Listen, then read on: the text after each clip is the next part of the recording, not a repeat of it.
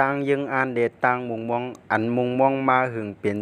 33ปีวันเมื่อในชูเจ้ามีลีแลกึ่งถึกยุกเอาแทนกอกซูอิตาลีซิลิเอกว่าเย้านาโปลีไล่แทนกอกซูอิตาลีซิลิเอเป็นปอกที่3เย้าก็เป็นปอกอ่อนตั้งสุดครบทน33ปีในคาออ่อนตั้งสุดที่เฮาพาไปกัดด้วยจอมกันในเกาะผู้ทรงด้วยวาสนามะนาวเขาอย่าลืมเน็กไลน์เน็กแชร์เย้าก็เน็กติดตามปันตั้งช่อง YouTube เขาพ่องในคาเนาะปอยอเฮาขามาด้วยจอมกันค่ะมือว่าวันศุกร์วันที่5เดือนที่5ปี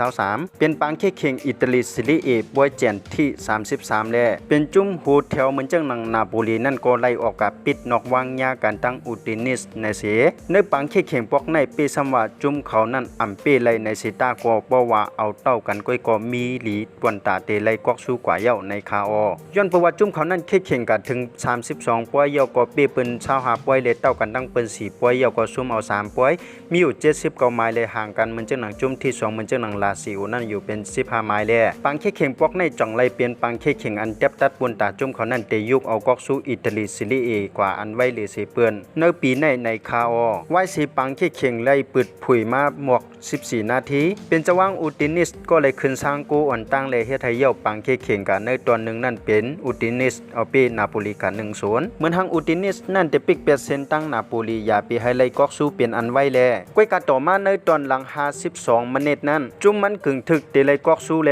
ใจที่มีชื่อว่าสักริยานั่นไล่ปิดเข้าโกเสก้วยกาเจ้าโกนั่นปากออกมาแลว่าสินั่นก็เป็นใจที่มีชื่อว่าวิกตอร์อูซิมหิมอันเป็นแถวหน้านาโปลีนั่นก็ไล่ขึ้นซ้ำเขากะขึ้นในคาอว่าสินั่นก็มีสังเกิดขึ้นในคาเนาะเย้าปังเข่งกาก็เต้ากัน1-1แลเฮ็ดให้นาโปลีนั่นเก็บไล่มา1ไม้เซมิอยู่80ไม้เย้าก็ตัดเป็นไม้จุ่มตีอยู่ที่2เหมือนจังหนังลาซิโอนั่นอยู่16ไม้แลเป็นสำว่าลาซิโอนั่นเตียวเปตั้งหาป่วยก็มีวันเตลำขึ้นเย้าในคาอเตเลยว่าออกมันกว่าเย้าปนตานนาโปลีในปีในคาเนาะปกติด้วยขึ้นเตียนจุ่มเขายามไล่กอกสู้อันในมากกว่าเตเลยว่าหึงหนักต่อเย้าในคาเนาะจะมือในปี1เฮง9ปัก86 87เดือน1เฮง9ปัก89เย้าก็90ปุ่นในคาอเดี๋ยวจะมือใจที่มีชื่อว่ามาลาโตนาอันเป็นผู้กึกปืนในวงการหมักหนังในเซเย้าก็เป็นผู้กึกปืนในเมืองอาร์เจนตินาเข้ามาอยู่ในจุ่มนาโปลีปุ่นในคาเนาะดีเซไลที่เขาไล่ลู่เซ็งกามมือ2ปีป่นในคาเนาะสังนั้นเขาเตเลยหันเมืองอาร์เจนตินาไล่กอกสู้ฟีฟ่าเวิลด์คัพอำนั้นก็ห้องว่ากอกสู้มันนังกำพาไล่หันจุ่มเตียนเขาลงเรียนเหมือนจังหนังนาโปลีในไล่กอกสู้อิตาลีซิลิเอในคาเนาะ